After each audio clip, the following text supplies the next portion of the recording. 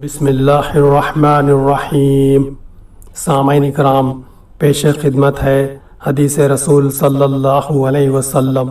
ہم سے محمد بن عبید اللہ نے یہ حدیث بیان کی، ان سے ابراہیم بن سعد نے، وہ صالح سے روایت کرتے ہیں، وہ ابن شہاب سے، وہ ابو امامہ بن سہل بن حنیف سے روایت کرتے ہیں، وہ ابو سعید خدری رضی اللہ عنہ سے، وہ کہتے تھے کہ رسول اللہ صلی اللہ علیہ وسلم نے فرمایا کہ میں ایک وقت سو رہا تھا، میں نے خواب میں دیکھا کہ لوگ میرے سامنے پیش کیے جا رہے ہیں اور وہ کرتے پہنے ہوئے ہیں، کسی کا کرتا سینے تک ہے اور کسی کا اس سے نیچے۔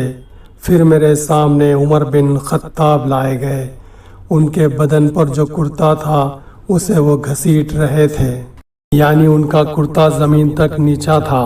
صحابہ رضی اللہ عنہم نے پوچھا کہ یا رسول اللہ صلی اللہ علیہ وسلم، اس کی کیا تعبیر ہے؟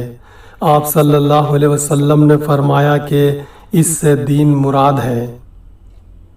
صحیح بخاری کتاب الایمان حدیث نمبر 23۔